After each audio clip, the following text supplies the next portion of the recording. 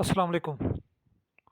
Medical science के मुताबिक इंसानी जहन बिलियंस ऑफ न्यूरॉन से मिलकर बना है और ये बिलियंस ऑफ न्यूरॉन्स आपस में नेटवर्क के ज़रिए फुली कनेक्टेड हैं ताकि वो एक दूसरे के साथ कम्युनिकेशन कर सकें और किसी भी किस्म की डिसीजन मेकिंग में ये न्यूरॉन्स बड़ा अहम किरदार अदा करते हैं। डीप लर्निंग मशीन लर्निंग की वो ब्रांच है जिसमें इंसानी जहन के नेचुरल न्यूरो नेटवर्क सिस्टम से मुतासर होकर आर्टिफिशियल न्यूरो नेटवर्क में काम किया जाता है। टेंसर फ्लो एक ओपन सोर्स फ्रेमवर्क है जिसे गूगल की तरफ से डेवलप किया गया है।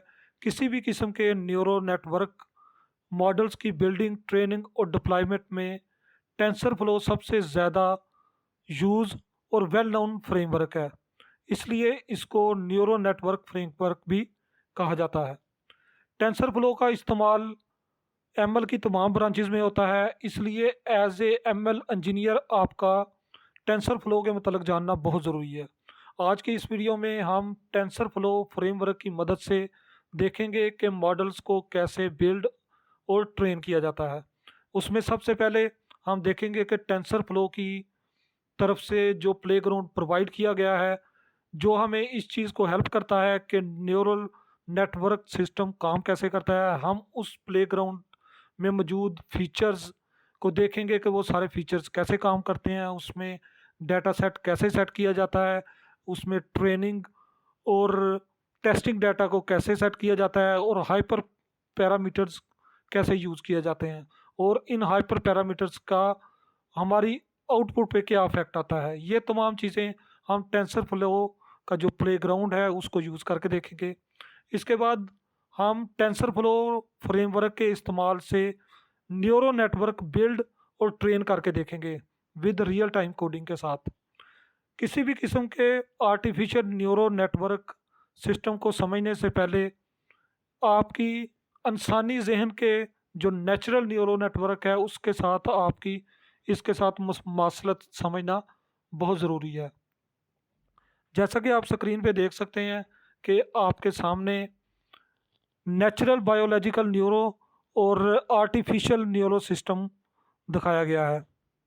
यहाँ इस की कम्प्लेक्सिटी को समझना ज़रूरी नहीं है, सिर्फ इसमें कुछ बेसिक चीज़ें हैं जिसको ज़हन नशीन रखना बहुत ज़रूरी है।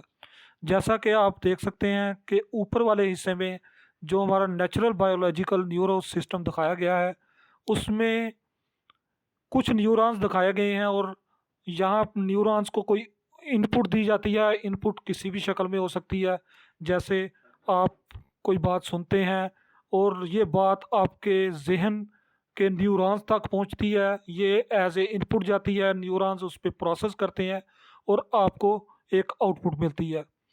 इसी बेसिस पे काम करते हुए हमारा आर्टिफिशियल न्यूरो नेटवर्क को भी इनपुट दी जाती है। उसके बाद कुछ हिडन लेयर में कुछ प्रोसेस होता है और कुछ एक्टिवेशन फंक्शंस यूज़ किया जाता है, जिसके बाद हमें एक यूज़फुल आउटपुट मिलती है। तो हमें इसको मज़ीद अगर हम इसको सिंप्लीफाई करें तो आप देख सकते हैं कि जो हमारी पहली लेयर है उसे हम इनपुट कंसीडर करते हैं कि जहाँ से हमें इनपुट दी जाती है, और जो हिडन हिडन सर्कल्स आपको नज़र आ रहे हैं इसमें आप चेक कर सकते हैं कि जो भी इनपुट है वो तमाम हिडन सर्कल के साथ कनेक्टेड है। ये हिडन लेयर्स एक से ज़्यादा भी हो सकते हैं। इसमें कितने न्यूरॉन सेट किए जाते हैं वो जिस वक्त हम प्लेग्राउंड यूज़ करेंगे उसमें आप देख सकेंगे कि हिडन लेयर्स को कैसे यूज़ किया जाता है और उसका आउटपुट पे क्या इफेक्ट आता है। तो इस तरह हम आज की वीडियोस में न्यूरो नेटवर्क और इसके साथ प्लेग्राउंड जो टेंसर फ्लो का है उसको देखेंगे, और वीडियो के आखिर में हम प्रैक्टिकली कोडिंग के साथ टेंसर फ्लो को यूज़ करते हुए मॉडल्स को बिल्ड और ट्रेन करके देखेंगे। तो अगर आप चाहते हैं कि मशीन लर्निंग से रिलेटेड आपको हेल्पफुल और इन्फॉर्मेटिव वीडियोस के नोटिफिकेशन मिलते रहें तो आपने अभी तक चैनल को सब्सक्राइब नहीं किया तो चैनल को ज़रूर सब्सक्राइब कीजिएगा। चलें सबसे पहले चलते हैं टेंसर फ्लो के प्लेग्राउंड पे। ये अभी आपके सामने टेंसर फ्लो का प्लेग्राउंड की वेबसाइट ये ओपन है। आप अगर गूगल पे टेंसर फ्लो प्लेग्राउंड टाइप करेंगे तो जो आपके पास सबसे पहला लिंक आएगा आप उसको ओपन कीजिएगा, तो आपके पास ये टेंसर फ्लो का जो प्लेग्राउंड है ये ओपन हो जाएगा। ये अगर मैंने इसको हाईलाइट भी कर दिया है, ये playground dot tensor flow dot o r g, ये इनकी ऑफिशियल वेबसाइट पे इसका आपको इसका प्लेग्राउंड का लिंक मिल जाएगा। इस प्लेग्राउंड का मकसद न्यूरल नेटवर्क को समझना कि हमारे न्यूरल नेटवर्क कैसे काम करता है, उसमें जो पैरामीटर्स हैं वो क्या अफेक्ट करते हैं। अभी हम इन तमाम पैरामीटर्स को स्टेप बाय स्टेप देखेंगे ताकि आपको न्यूरल नेटवर्क समझने में आसानी हो। ये एक हमें फिज़िकल इंटरफेस प्रोवाइड किया गया है जिससे आप ताकि आप कोडिंग पे जंप करने से पहले आपके जहन में एक थोड़ा सा स्केच बिल्डअप हो जाए कि हम जो रियल टाइम कोडिंग पे चीज़ें कर रहे हैं उन तमाम पैरामीटर्स और उन चीज़ों का हमारे आउटपुट पे क्या इफेक्ट आता है उसको फिजिकल देखने के लिए ये प्लेग्राउंड प्रोवाइड किया गया है। इसमें सबसे पहले ये डाटा सेट है। डाटा सेट कोई भी हो सकता है। यहाँ पे इसमें मुख्तलिफ़ किस्म के 4 किस्म के डाटा सेट प्रोवाइड किए गए हैं। यहाँ पे जब आप रियल टाइम यूज़ कर रहे होंगे तो आप अपना डाटा सेट जो भी अपने आपका कंसर्न और रिक्वायरमेंट के मुताबिक जो डाटा सेट होगा आप यूज़ कर सकते हैं। इसके बाद यहाँ पे जिस वक्त भी आप मॉडल ट्रेन करते हैं तो आपको जो डाटा सेट है उसको डिवाइड करना पड़ता है कि कौन सा डाटा सेट ट्रेन होगा, कितने परसेंट डाटा सेट ट्रेन होगा और कितने परसेंट डाटा सेट टेस्टिंग के लिए यूज़ होगा। तो यहाँ पे आप उसकी परसेंटेज सेट कर सकते हैं। जैसे यहाँ पे 50%, 20%, 80%। नॉर्मली हम 80% या 60% आप ट्रेनिंग के लिए, मॉडल की ट्रेनिंग के लिए यूज़ करते हैं और 20% या 30% आप अपने मॉडल की ट्रेनिंग के बाद टेस्टिंग के लिए यूज़ करते हैं। ये नॉइज़ सेट है कि आप अपने जो ड्यूरिंग ट्रेनिंग आप अपने जो डाटा सेट में अगर नॉइज़ का इफेक्ट ऐड करना चाहते हैं तो वो भी आप ऐड कर सकते हैं। इसके नीचे है बैच साइज़। ये बैच साइज़ जैसा कि आपका लेट्स से आपका जो डाटा सेट है वो हंड्रेड्स 100% है तो आप उसको अगर उसका बैच साइज़ 10 रखेंगे तो इसका मतलब है कि आपका जो डाटा सेट है वो 10 हिस्सों में डिवाइड हो जाएगा। इसी तरह आप इसकी तादाद कम या ज़्यादा भी कर सकते हैं। ये ऐसा ही है कि जैसे आपका सिलेबस है, आपने उसको पूरे सिलेबस को आपने 10 हिस्सों में डिवाइड कर दिया है। तो बैच साइज़ का मतलब है कि आपके जो टोटल डाटा सेट है उसको कितने हिस्सों में डिवाइड करना है। उसके बाद नेक्स्ट जो है वो है फीचर्स। किसी भी न्यूरल नेटवर्क में आपके फीचर्स बड़े अहमियत के हामिल होते हैं। इन फीचर्स का क्या मतलब है? ये आपके डाटा सेट के वो फीचर्स हैं जैसे फ़र्ज़ करें आपके पास स्टॉक एक्सचेंज से कंसर्न डाटा है या प्रॉपर्टी से कंसर्न डाटा है। तो आपके पास प्रॉपर्टी से कंसर्न डाटा है तो उसमें लोकेशंस, उसकी प्राइस, ये तमाम उसके पैरामीटर्स और फीचर्स हैं उस डाटा सेट के जो बड़ी अहमियत के हामिल हैं। जैसा कि लोकेशन है, अगर आप लोकेशन की बेस पे भी प्रॉपर्टी अगर आप उसके फीचर्स को चेंज करेंगे या रिमूव करेंगे तो आपकी जो आउटपुट है उस पर इफेक्ट आएगा। तो आपके जो फीचर्स हैं ये बड़ी अहमियत के हामिल होते हैं आपकी मॉडल्स की ट्रेनिंग के लिए। नेक्स्ट जो स्टेप है वो है हमारा हिडन लेयर्स का। ये वो हिडन लेयर हैं जो आप अपने मॉडल्स को ट्रेन करने के लिए ऐड कर सकते हैं। इसमें हर लेयर्स में कुछ ना कुछ न्यूरॉन्स ऐड किए जाते हैं। जैसे कि यहाँ पे अगर हम हिडन लेयर को रिमूव कर दें तो अभी आपके पास कोई भी हिडन लेयर नहीं है। आप जब फर्स्ट हिडन लेयर ऐड करेंगे उसमें आप कितने न्यूरॉन्स ऐड करना चाहते हैं, आप अपने डाटा की कम्प्लेक्सिटी के लिहाज से अपने नंबर ऑफ़ न्यूरॉन्स चेंज करते रहते हैं। जैसे कि आप देख रहे हैं कि अभी आपने जो डाटा सेट सेलेक्ट किया हुआ है वो बहुत सिंपल है।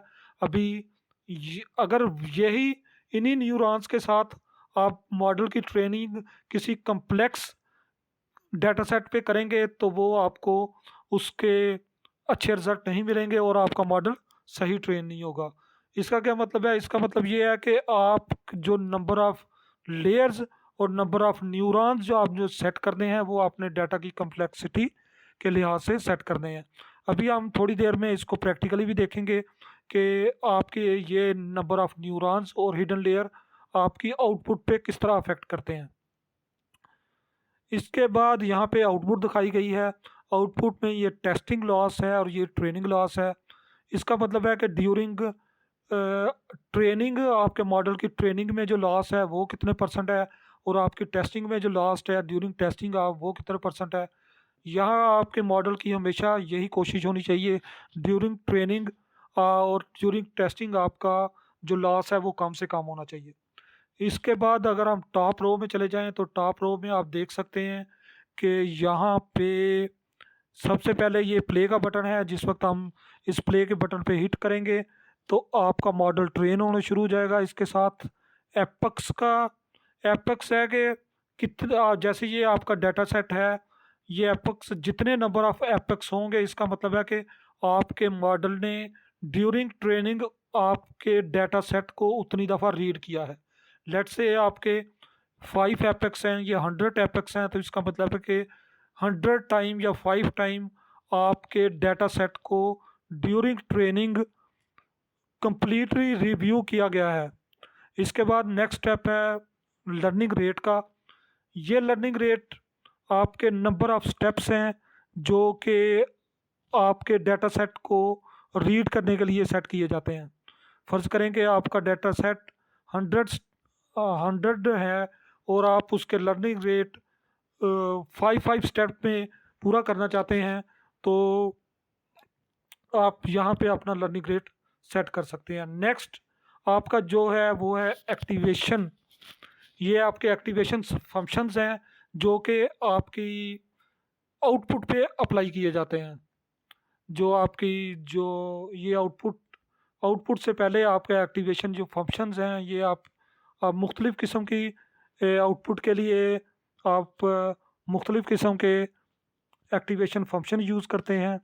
नेक्स्ट है रेगुलाइजेशन और रेगुलराइजेशन रेट।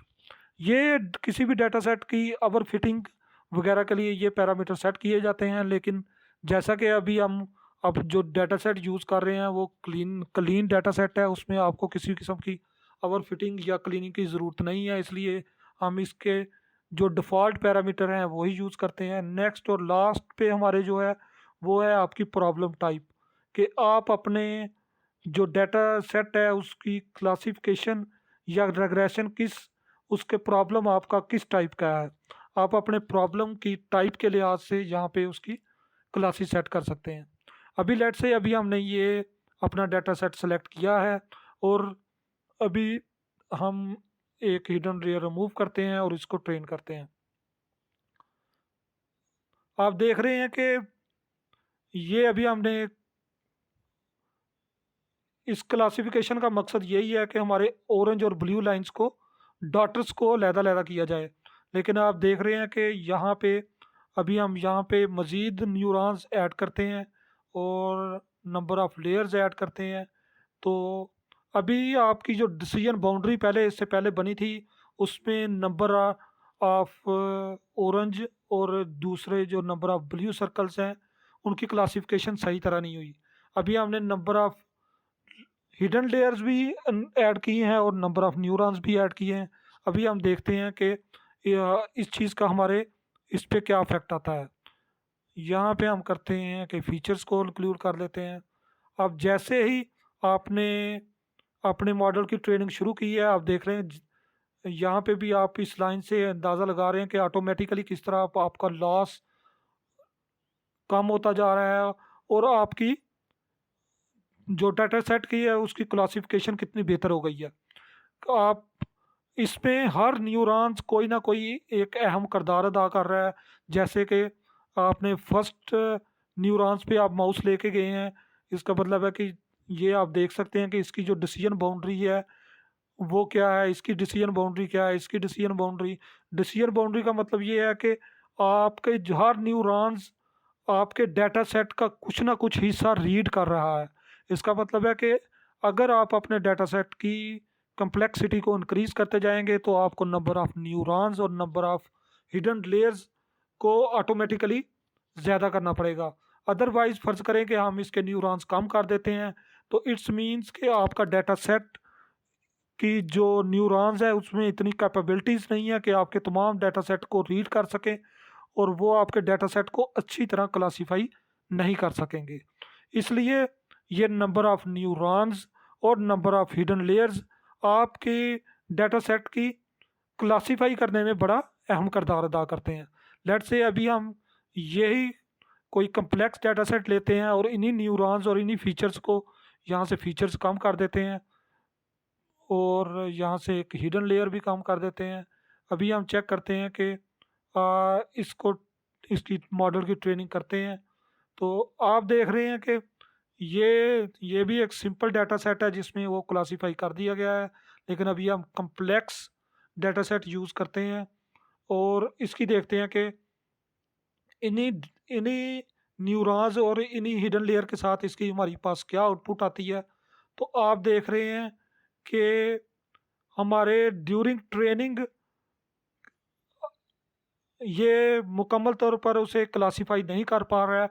आप इसके कंटिन्यू ट्रेनिंग करते रहेंगे लेकिन आप इसको पॉजिटिव आउटपुट आपको नहीं मिलेगी।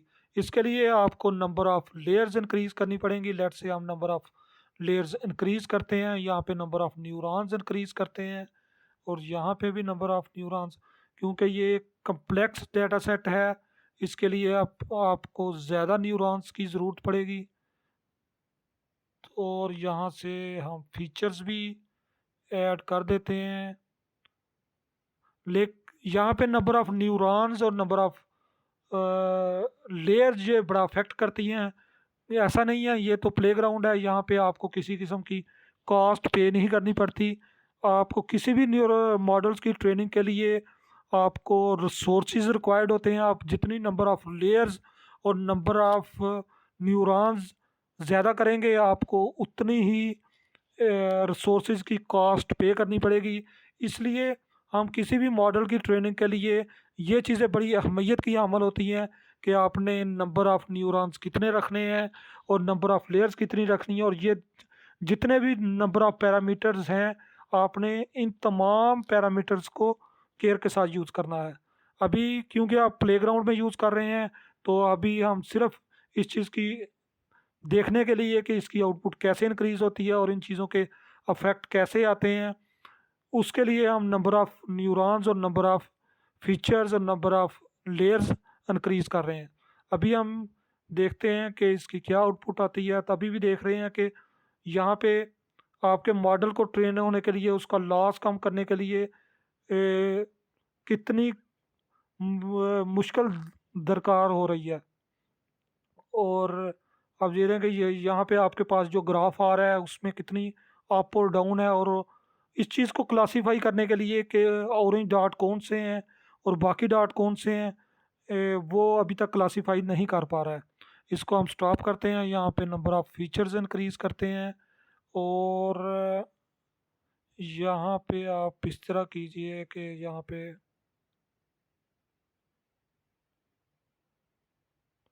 अभी हम इसको मज़ीद चेक करते हैं। तो आप देख रहे हैं कि आपने जैसे ही नंबर ऑफ़ न्यूरॉन्स और नंबर ऑफ़ फीचर्स और number of hidden layers increase किए हैं तो आपका ऑटोमेटिकली आपकी जो बाउंड्री है वो क्लासीफाई होनी शुरू हो गई है। वो जो डिसीजन बाउंड्री है उसने ब्लूज़ और ऑरेंज डॉट को अलग-अलग करना शुरू कर दिया है। यहाँ पे सिर्फ आपको समझाने का मकसद ये है कि आपके ये फीचर्स, नंबर ऑफ़ न्यूरॉन्स और नंबर ऑफ़ हिडन लेयर्स आपके डाटा सेट के लिए कितनी इम्पोर्टेंट हैं। इसके बाद अभी हम देखते हैं कि इस न्यूरो नेटवर्क को जो अभी हमने ये तमाम चीज़ें देखी हैं, डाटा सेट सेट करते हैं, आप नंबर ऑफ़ जो ट्रेनिंग का डाटा सेट है वो सेट करते हैं। इसके अलावा आप फीचर सेट करते हैं, आप लर्निंग रेट सेट करते हैं, एक्टिवेशन, ये जितने भी पैरामीटर्स हैं अभी हम इसको रियल टाइम कोडिंग में चेक करेंगे कि इन फीचर्स का कैसे इस्तेमाल किया जा सकता है। यहाँ पे आपको प्लेग्राउंड में समझाने का मकसद सिर्फ यही था कि आप इसको जहन में एक स्केच बना सकें कि हमारा न्यूरल नेटवर्क काम कैसे करता है और इन पैरामीटर्स के क्या क्या अफेक्ट आ सकते हैं। तो उसके लिए मैं जो यूज़ कर रहा हूँ वो आपको प्रैक्टिकल कोडिंग के लिए यूज़ करूँगा। उसके लिए गूगल कोलैब का यूज़ कर रहा हूँ, जैसा कि ये एक मशीन लर्निंग का होस्टिंग प्लेटफॉर्म है जो जिसमें आपको किसी भी किस्म के सेटअप की ज़रूरत नहीं पड़ती, और ये आपको प्रोवाइड करता है कि आप अपना मॉडल्स ट्रेन और एक्स वो टेस्ट कर सकते हैं। तो मैंने ऑलरेडी इसमें एक नोट यहाँ पे ओपन की हुई है, फाइल ओपन की है, और इसमें ऑलरेडी मैंने कुछ इंक्लूड किया हुआ है।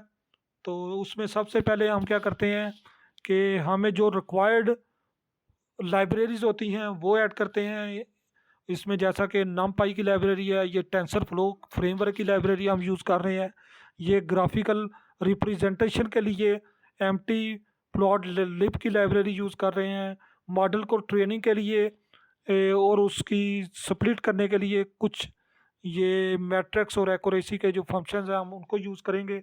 तो इसका सबसे पहले जो काम है, हम पहले इसको कनेक्ट करेंगे। कनेक्ट करने के बाद ये सबसे पहले हमारी नोटपैड कनेक्ट होगी। ये जैसे ही कनेक्ट होगी यहाँ पे आप अपना इसका, अभी आप अगर रिसोर्सेज चेक करना चाहें तो आप चेक कर सकते हैं कि यहाँ पे पाइथन का सेट है। यहाँ पे आप टीफी ये जो फ्री हैं वो आप यूज़ कर सकते हैं। अभी मैं नॉर्मल सीपीयू यूज़ कर रहा हूँ। इसके अलावा यहाँ पे जो एक्सटेंसिव मॉडल की ट्रेनिंग करना चाहते हैं तो उसके लिए कुछ पेड वर्जन है जो आपको बाय करना पड़ेंगे अगर आप अपने रिसोर्सेज को एक्सटेंड करना चाहते हैं। लेकिन अभी हम सिंपल और नॉर्मल रिसोर्सेज के साथ करेंगे। अभी सबसे पहले हमने अपनी लाइब्रेरीज को पोर्ट करवा रहे हैं। लाइब्रेरीज ये हमारी लाइब्रेरीज पोर्ट हो गई हैं। नेक्स्ट स्टेप पे चलते हैं। यहाँ पे हम डेटा सेट लोड करते हैं, जैसा कि मैंने आपको यहाँ पे बताया था न्यूरो नेटवर्क इंटरफेस में, ये आपका डेटा सेट था।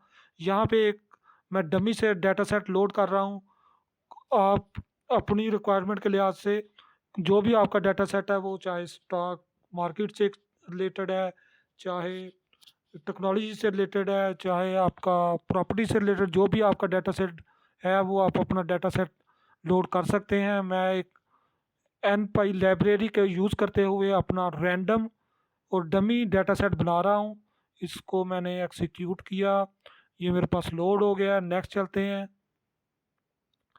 चलते हैं कि हमारे पास जो डाटा सेट है उसको हम डिवाइड करते हैं। उसमें जो हमने फीचर्स की, यहाँ पे ये जो फीचर्स थे, ये नंबर ऑफ़ फीचर्स, क्योंकि ये हमारे पास रैंडम रिकॉर्ड हैं, ये हम वहाँ पे 1000 रिकॉर्ड्स हैं, उसको हम दो फीचर्स के साथ सेट करते हैं। इसके बाद अभी अभी हम चेक करेंगे कि हमारी जो एक्स की शेप है वो क्या है, कि हमारे फीचर्स ऐड करने के बाद यहाँ पे इसको हम एक्सिक्यूट करते हैं।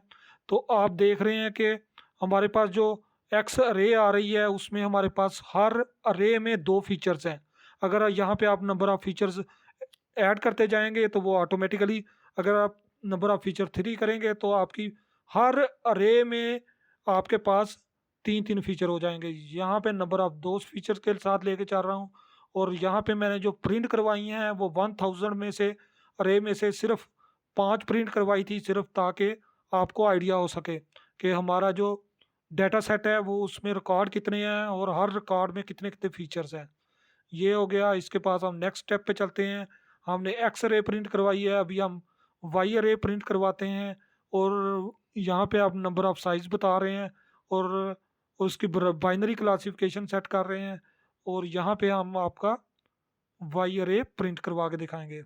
यहाँ पे आप देख सकते हैं कि ये वाई आपकी जितनी भी वैल्यूज़ हैं उसमें आप की जो बाइनरी क्लासिफिकेशन हो गई है, हर वैल्यू के अगेंस्ट 10 रिप्लेस कर दिया गया है। ये आपके वाई डाटा सेट की अरे है।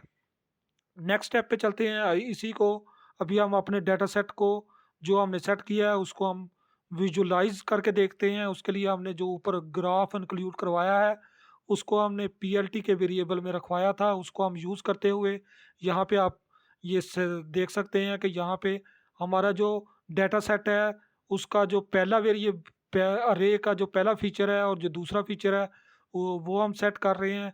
और जो हमारी वाई की वैल्यूज़ हैं उसमें उसकी वैल्यू हम यहाँ पे कलर में सेट कर रहे हैं। और अभी इसको एग्जीक्यूट करते हैं। एग्जीक्यूट करने के बाद यहाँ पे कुछ और पैरामीटर सेट किए गए हैं, जैसे ये साइज़ है, उसकी ट्रांसपेरेंसी है, उसका लेबल है और दूसरी चीज़ें ग्राफिकल वो सेट की गई हैं। ये आप देख रहे हैं कि ये जो हमारा डेटा सेट था 1000 का, उसको उसमें हमने 2 फीचर्स रखे थे। 2 फीचर्स की क्लासिफ़िकेशन हमने की थी, व 1 0 के लिहाज़ से बाइनरी क्लासिफ़िकेशन की थी। और यहाँ पे आप देख सकते हैं कि वो तमाम डेटा सेट ग्राफिकली रिप्रेजेंटेशन में आपके सामने है कि उसमें ये जो आपको डॉट नज़र आ रहे हैं, एक आपको ज़ीरो और दूसरा जो है वो उसकी क्लासिफिकेशन 1 के लिहाज से है। नेक्स्ट स्टेप पे चलते हैं। नेक्स्ट स्टेप पे हम देखते हैं कि हम अपने डेटा सेट की ट्रेनिंग करते हैं। डेटा सेट की जो ट्रेनिंग है हमारे मॉडल की, वो उसके लिए हमने यहाँ पे वेरिएबल सेट किए हैं, एक्स ट्रेन का, एक्स टेस्ट का, इसी तरह वाई ट्रेन और वाई टेस्ट का। ये हमने ऊपर ऑलरेडी एक ट्रेन टेस्ट स्प्लिट का हमने इंपोर्ट करवाई थे। ये सबसे पहले आप ये चेक कर सकते हैं कि ये हमने इंपोर्ट करवाया था मॉडल, जिसका मकसद ये है कि हम अपने डेटा सेट को स्प्लिट कर सकें ड्यूरिंग ट्रेनिंग। यहाँ पे ये ट्रेनिंग करने के बाद हम उसकी शेप चेक करेंगे कि हमारे जो ट्रेनिंग पार्ट है और जो टेस्टिंग पार्ट है उसकी क्या-क्या शेप है। उसके लिए हम इसको एग्जीक्यूट करते हैं। ये हमारा आप देख सकते हैं कि यहाँ पे हमने जो वेरिएबल रखे थे उसका जो टे यहाँ पे जो साइज़ है वो हमने 20% रखा है कि आपका जो टेस्टिंग है उसका जो साइज़ होगा वो क्या हो सकता है। कि जैसे ये वाला साइज़ आप इंटरफेस में देख सकते हैं कि यहाँ पे ये जो साइज़ आप रखना चाह रहे हैं, यहाँ पे अगर आप 80% रखेंगे तो मीन्स कि आपका जो डेटा सेट की मॉडल की ट्रेनिंग है, उसमें जो आपका डेटा सेट है वो 80% ट्रेनिंग के लिए यूज़ होगा और 20% टेस्टिंग के लिए यूज़ होगा। तो ये यहाँ पे हम उसका वो डेटा सेट 20% टेस्टिंग के लिए रख रहे हैं और बाकी ट्रेनिंग के लिए रख रहे हैं। तो आप देख सकते हैं कि जो हमारा एक्स ट्रेन है वहाँ पे हमारे पास पहले 1000 रो थी, अभी हमारे पास 800 रह गई हैं। और जो टेस्टिंग के लिए हम यूज़ कर रहे हैं वो 200 रह गई हैं। इसका मतलब है कि 1000 में हमारा 80% जो है वो हमारा ट्रेनिंग के लिए यूज़ होगा और जो 20% है वो टेस्टिंग के लिए यूज़ होगा। इसी तरह हमारी हमने वाई ट्रेन की शेप सेट की है और वाई टेस्ट की वो भी हमने प्रिंट करवा के देखी है कि उसके भी रिज़ल्ट आप देख सकते हैं यहाँ पे। नेक्स्ट हम इसी को जो ट्रेनिंग डेटा सेट है और जो हमारा एक्स और वाई है इसको हम दोबारा विजुलाइज करके देखते हैं कि हमारा ट्रेनिंग करने के बाद हमारी क्या शेप है। तो ये आपके पास आप यहाँ पे आप देख सकते हैं कि यहाँ पे हमने पैरामीटर चेंज कर लिए हैं। ये एक्स ट्रेन है, ये एक्स ट्रेन, ये इसी तरह हमारे एक्स टेस्ट और एक्स टेस्ट की वैल्यू है। यहाँ पे हमने उसके लेबल सेट किए हैं। यहाँ पे अभी आपको कोई क्लासिफिकेशन नहीं आ रही, ये सिर्फ एक यहाँ पे सिर्फ हमने वेरिएबल जो अभी हमने डाटा सेट के डिफाइन किए थे उन वेरिएबल की हमने ग्राफिकल रिप्रेजेंटेशन आपके सामने मैंने आपको दिखाई है। नेक्स्ट चलते हैं, अभी हम अपना न्यूरल नेटवर्क क्रिएट करते हैं। न्यूरल नेटवर्क क्रिएट करने के लिए आपने सबसे ऊपर जो टीएफ वेरिएबल बनवाया है, अगर आप टॉप पे चले जाएं तो आप चेक कर सकते हैं कि ये टेंसर फ्लो का हमारे पास जो फ्रेमवर्क है उसको हमने सेट करवाया, ऊपर टीएफ वेरिएबल के साथ हमने सेट किया है। उसी टीएफ वेरिएबल को यूज़ करते हुए अभी हम अपना न्यूरल नेटवर्क बनाएंगे। न्यूरल नेटवर्क के लिए आप यहाँ पे हम सिक्वेंशियल यूज़ कर रहे हैं। ये हमारा लीनियर के लिए यूज़ किया जाता है। इसके अलावा कुछ आप मुख्तलिफ़ किस्म की क्लासिफिकेशन के लिए आप मुख्तलिफ यूज़ कर सकते हैं। नेक्स्ट जो हमारा स्टेप है उसमें हमारा ये था कि हमने हिडन लेयर सेट करनी है। जैसा कि आप आपने प्लेग्राउंड में चेक किया था कि यहाँ पे डेटा सेट सेट कर दिया, ये तमाम चीज़ें सेट कर दी। उसका बैच साइज सेट कर दिया। यहाँ पे अगर आप देख सकते हैं कि यहाँ पे ये नंबर ऑफ़ लेयर्स हैं और नंबर ऑफ़ लेयर्स हमने डिफ़ाइन किए हैं। इसके बाद ये हमारे फीचर्स हैं, ये नंबर ऑफ़ लेयर्स हैं और नंबर ऑफ़ न्यूरॉन्स हैं। तो यहाँ पे हमने डिफ़ाइन कर दिया है कि जो हमारी फर्स्ट हिडन लेयर होगी, उसमें कितने नंबर ऑफ़ न्यूरॉन्स होंगे और एक्टिवेशन फ़ंक्शन हमने सेट किया है। ये एक्टिवेशन फ़ंक्शन ये है जो आप सेट कर रहे हैं। ये आप अपना लर्निंग रेट भी सेट कर सकते हैं। यहाँ पे ये तमाम अगर आप इसकी डॉक्यूमेंटेशन में चेक करेंगे, तो यहाँ पे आपको तमाम पैरामीटर मिल जाएँगे।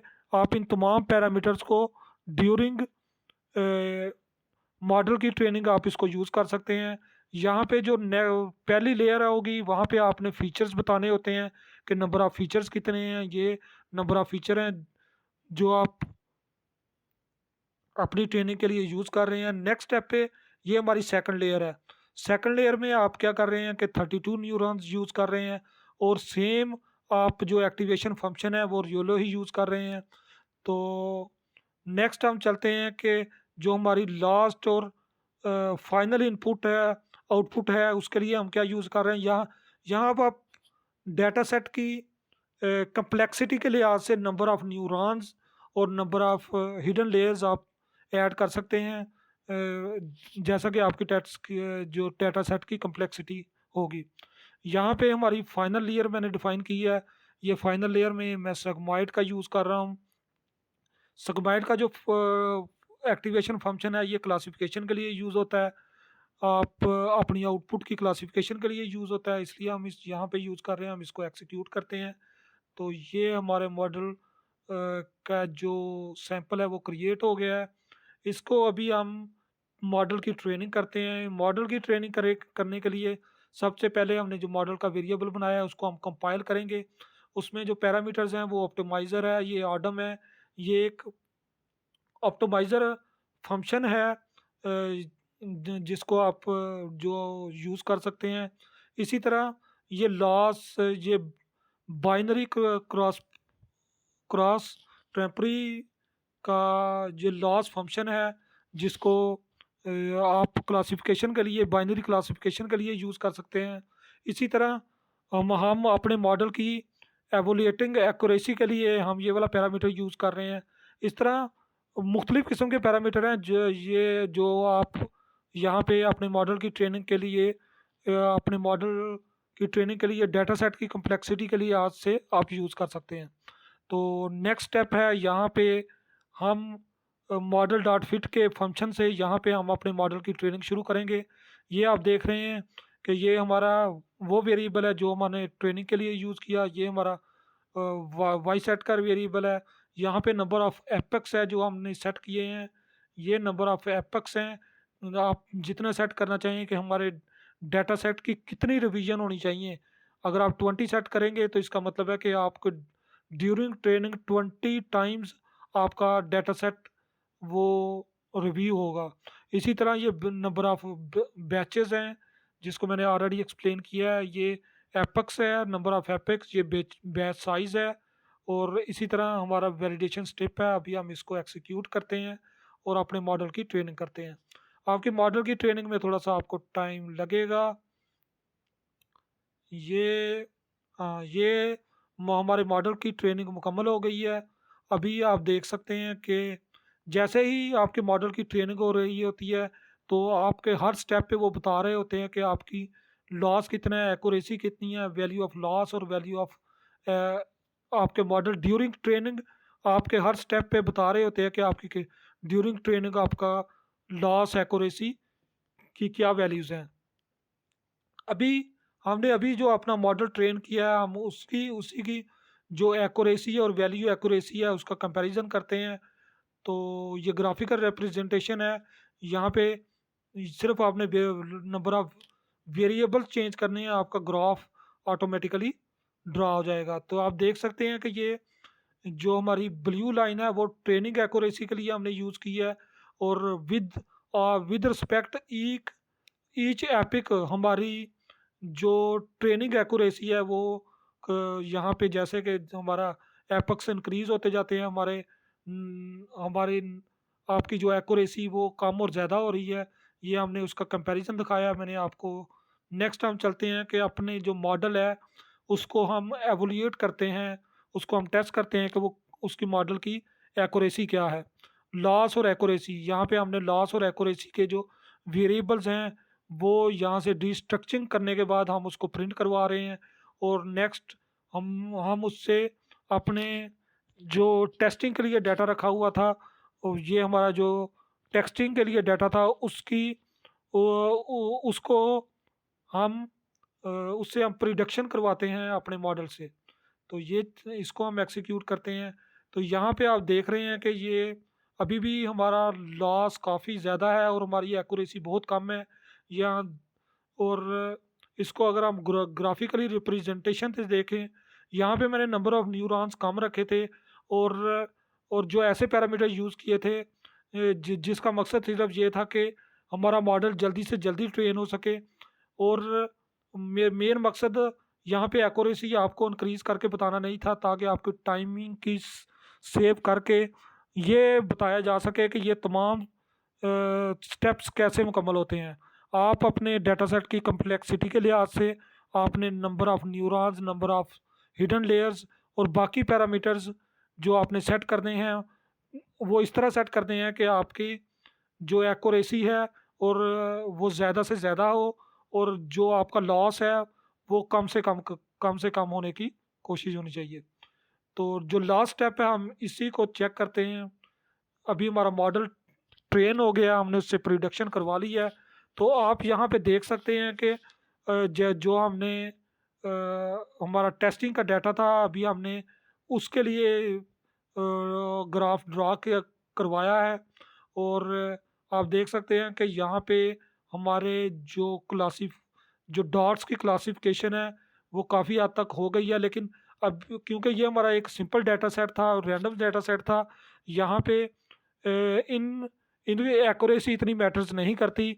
लेकिन आप जब अपने डाटा सेट पे काम कर रहे होंगे, कम्प्लेक्स डाटा सेट पे काम कर रहे होंगे, उस वक्त ये तमाम चीज़ें बड़ी मैटर करेंगी। इसलिए आपने इन तमाम चीज़ों को मद्देनज़र रखना है। तो आज की इस वीडियो में हमने सबसे पहले देखा कि न्यूरल नेटवर्क है क्या और वो किस तरह काम करता है। हमने टेंसर फ्लो की जो प्लेग्राउंड था वहाँ से फिज़िकली इसको समझने की कोशिश की कि इन तमाम पैरामीटर्स का क्या मतलब होता है और इन पैरामीटर्स का हमारे मॉडल्स की जो ट्रेनिंग के बाद आउटपुट है उस पर क्या इफेक्ट आता है। जो लास्ट स्टेप पे हमने देखा कि स्टेप बाय स्टेप हमने तमाम स्टेप देखे कि हम टेंसर फ्लो की लाइब्रेरीज को यूज़ करते हुए हम अपना मॉडल किस तरह ट्रेन कर सकते हैं। जैसा कि हमने इन स्टेप्स को मैं दोबारा दोहराऊंगा कि आपको जहन नशी हो जाए। आपने जो रिक्वायर्ड लाइब्रेरीज है उनको लोड करना है, आपने अपना डाटा सेट को लोड करना है। आप अपने डाटा सेट को लोड करने के बाद आपने फीचर्स जो है उसकी क्लासिफिकेशन करनी है कि आपको जितने फीचर्स के लिहाज से है, आप उसके फीचर के लिहाज से आप अपने जो अरे का डाटा सेट है आप उसकी एक्स अरे और वाई अरे के वो चेक कर सकते हैं, उसकी क्लासिफिकेशन कर सकते हैं। इसके बाद आपने जो स्प्लिट करना है अपने डाटा सेट को ट्रेनिंग और टेस्टिंग के लिए, उसको डिवाइड करने के बाद हमारा जो नेक्स्ट स्टेप आता है उसमें ये है कि हमने न्यूरल नेटवर्क के लिए अपना मॉडल रेडी करना है। उस मॉडल में अपनी कितनी लेयर्स होनी चाहिए, क्या उसके पैरामीटर सेट होने चाहिए, वो मैंने आपको वन बाय वन तमाम बताए हैं। उम्मीद है आपको सारे ये क्लियर हो चुके होंगे। इसके बाद हम अपने मॉडल को कंपाइल करेंगे। कंपाइल करने के बाद यहाँ पे मॉडल को कंपाइल करने के बाद हम उसके मॉडल की ट्रेनिंग करेंगे। जो फाइनल स्टेप होगा वो हम अपने न्यूरल नेटवर्क की ट्रेनिंग है। हमारी ट्रेनिंग करने के बाद हमारी कोशिश होनी चाहिए कि हमारी जो लॉस है वो कम से कम हो और एक्यूरेसी ज़्यादा से ज़्यादा हो। तो ये वो बेसिक चीज़ें थी जो आपको लिए जानना बहुत ज़रूरी थी न्यूरल नेटवर्क पे काम करने के लिए। उम्मीद करता हूँ कि ये तमाम सेट और ये तमाम स्टेप्स आपके लिए फ़ायदेमंद होंगे। अगर आपने चैनल को सब्सक्राइब नहीं किया तो चैनल को ज़रूर सब्सक्राइब कीजिएगा और वीडियो को ज़रूर लाइक कीजिएगा। मिलते हैं नेक्स्ट वीडियो में, अपना ख्याल रखिएगा। शुक्रिया।